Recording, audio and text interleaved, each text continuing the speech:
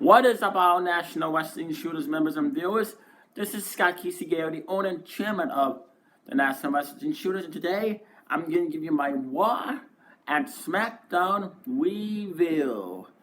Well, Raw sucked. The only good thing on Monday Night Raw was the Paul Heyman Samoa Joe segment, but Smackdown was great as usual. Okay, let's begin the recap, shall we? The commentators for Raw were Michael Cole, Corey Graves, and Booker T. Okay, the show opened with Bray Wyatt entering the ring, promising to exact revenge against one of his fatal five-way opponents from last night, starting with Roman Reigns. Reigns interrupted him and punched him in the face, leading to Roman Reigns defeated Bray Wyatt after a lengthy match. Reigns defeated Wyatt after hitting a spear. It was a good match, but Bray Wyatt should have won. I don't know why they need to stop putting Roman Reigns over. Bray Wyatt should have won the match. And then backstage, Charlie Caruso interviewed Enzo Amore and Big Cass. Amore said he had no idea who's been beating him up. Cass said it was insulting that people thought it was him, and he would be watching Amore's back at all times to make sure it doesn't happen again. Interesting backstage segment. I wonder who has been attacking them. Then Alexa, let's picture another This Is Your Life segment. To Kurt Angle dedicated to herself. Angle said last week's This Is Your Life segment was one of the worst segments in the history of one, and then told her that she would defend the Raw Women's Championship against Nia Jax later in the show. In the ring, Elias Sampson played a song about how much he didn't like Wilkes-Barre, Pennsylvania. Dean Ambrose came down and beat Sampson up, then demanded an Intercontinental Championship rematch. The Miz appeared on screen and told Ambrose there would be no rematch tonight. Right before Sampson hit, and Ambrose was swinging neck like a following this. Ambrose was told by Kurt Angle to leave the building and take the night off. Samoa Joe came to the ring to discuss his victory at Extreme Rules last night and its upcoming WWE Universal Championship match against Brock Lesnar. Great Balls Fire. He was interrupted by Paul Heyman, who said Lesnar doesn't fear Joe, and referred to him as the worst case scenario for Lesnar's potential opponents because he knows Joe will take a piece of Lesnar with him. Joe disappointed Lesnar, then put Paul Heyman in a coquina clutch until he passed out.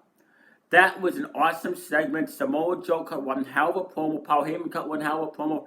Perfect build-up for Samoa Joe versus Brock Lesnar at Great Balls of Fire. That is how you build it up. And then, backstage, Kurt Angle confronted Samoa Joe, who threatened him.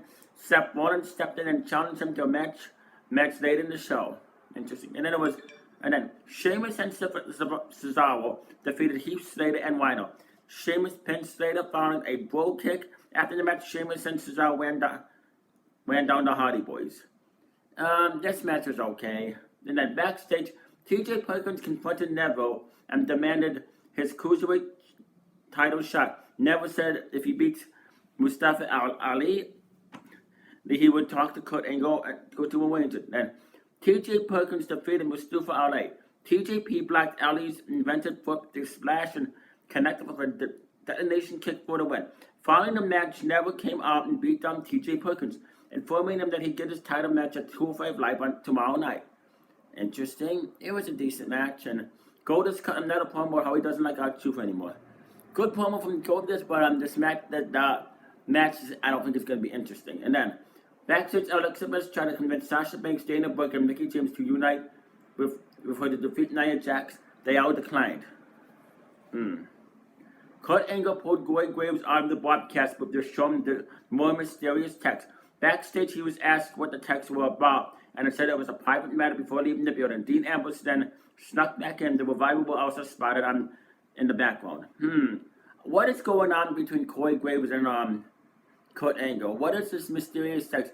I think it has something to do with Stephanie McMahon.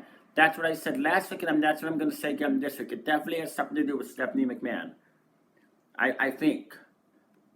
Kalisto defeated Titus O'Neil. O'Neil tried to hand a handful of tights, but was countered by Kalisto, who grabbed a handful of tights on his own. This match was crap. Big Cass was jumped backstage when Enzo Amore found him.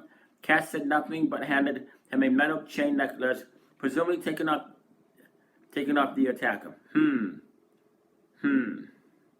then the Miz and Lewis would next got another championship celebration, and they went to compete with champagne, balloons, and someone in a bear costume holding a congratulations sign. Miz beat up the bear, assuming it was Dean Ambrose, but it was some guy. Then a giant box was wheeled down to ringside. Miz beat up the box, assuming it was Dean Ambrose, but it turned out to be a grandfather clock gifted to him from Maurice. Then Dean Ambrose entered the ring dressed like a cameraman and beat Miz up. Ambrose chugged a bottle of champagne and left. And that was interesting. Enzo Amore and the Big Show defeated Luke Gallows and Carl Anderson. Amore recruited the Big Show as a replacement for Big Cass, who was unable to compete. Show and Enzo scored the pinfall victory after Show threw Amore into Anderson for a free count. Backstage, Big Cass accused the Big Show of being their attacker. Show denied it. Okay, who is this attacker? Who is it? Could it possibly be? I don't know what's going on. Then Archer cut another promo about how he doesn't like Goldust singer. Cringeworthy. Backstage, Alexa Bliss accused the Raw Women's division of having no pride and being jealous of her. Then there was the Raw Women's Championship match. Alexa Bliss defeated Nia Jax. The match got underway. Dana Brooke and Mickie James headed down the ringside to watch.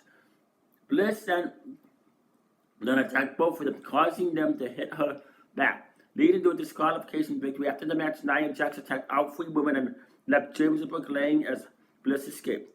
Backstage, Paul Heyman took a phone call from Brock Lesnar and told him to show up next week on Raw to confront Samoa Joe. Then it was the main event. Samoa Joe defeated Seth Rollins. Raw's main event concluded when Seth Rollins was distracted by Bray Wyatt's teleportation noise, and then got caught in the coquina clutch, giving the submission victory to Samoa Joe. Decent main event. I mean, I really like how they're building Samoa Joe. Anyway, this one was trash. This one was crap. It sucked, but at least it had a good segment with Paul Heyman and Samoa Joe. Raw definitely needs new writers. Hell, bring Vince Russo back, I say. Now it's time for your Smackdown live reveal. The commentators for the show were Tom Phillips, JBL, and Byron Saxton. Alright. That WWE Smackdown live results. The show opened with the Women's Money in the Bank. With the Women's... What the...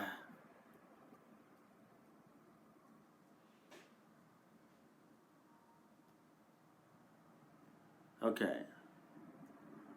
I don't know what happened here. The show opened with the Women's Money in the Bank match participants and James Dawson. And when Shane McMahon joined them, introduced all of the women that introduced the Women's Money in the Bank briefcase, which I think looks totally awesome. So they all staked their claim to the case, and then Naomi made an entrance. Naomi said that she wished she could be in this match too, but was interrupted by Lana's music.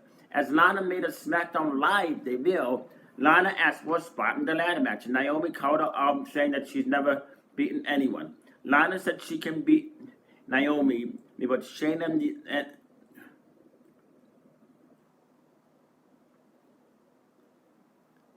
but Shane said title opportunities are earned, and he dismissed Lana and said it was time for the 6-women's tag match. Very good way to open up SmackDown. I like this. I like how SmackDown uses their women. Then Natalia, Tamina Snuka, and Carmella defeated Naomi, Becky Lynch, and Charlotte Flair. The good guys were in control, but then Lana came out and interfered in the match, tripping Naomi and the ring apron, allowing Tamina to hit her for a super kick to get the pin. Very good 6-women's tag match. I really enjoyed this. I thought this match was really good.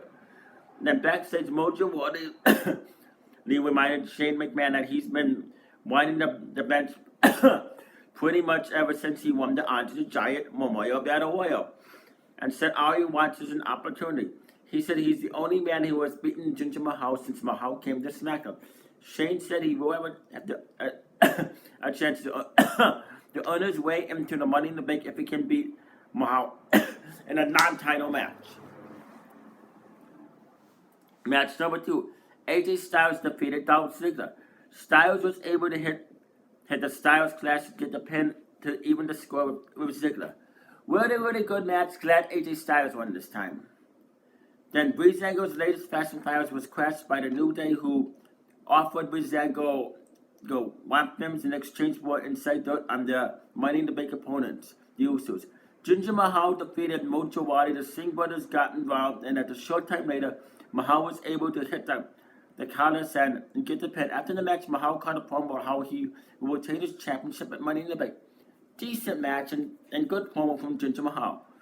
Then the New Day defeated the Colons. Biggie and Xavier were the New Day representatives for this match. They hit the midnight hour on Epico and Woods to get the pin.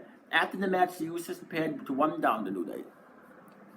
Interesting match, interesting. Then backstage, Sami Zayn said he'd be sitting on commentary for the main event to scout Shinsuke Nakamura. Baron Corbin appeared and beat Zayn down, and he said he would be taking his spot on commentary.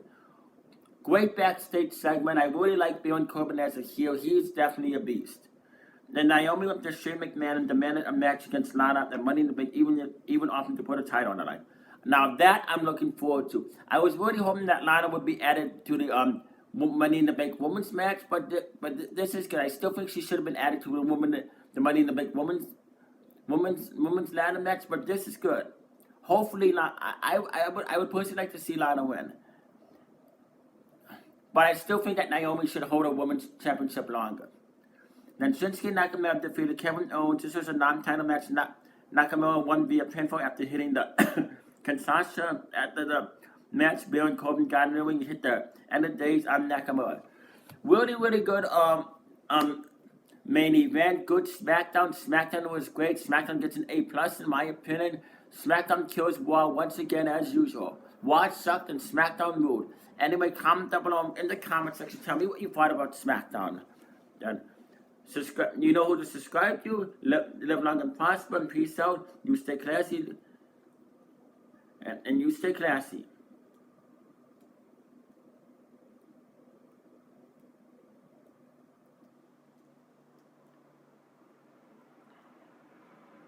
See, and I'll be back here tomorrow for a NXT reveal and Thursday for Impact Wrestling reveal. Peace out.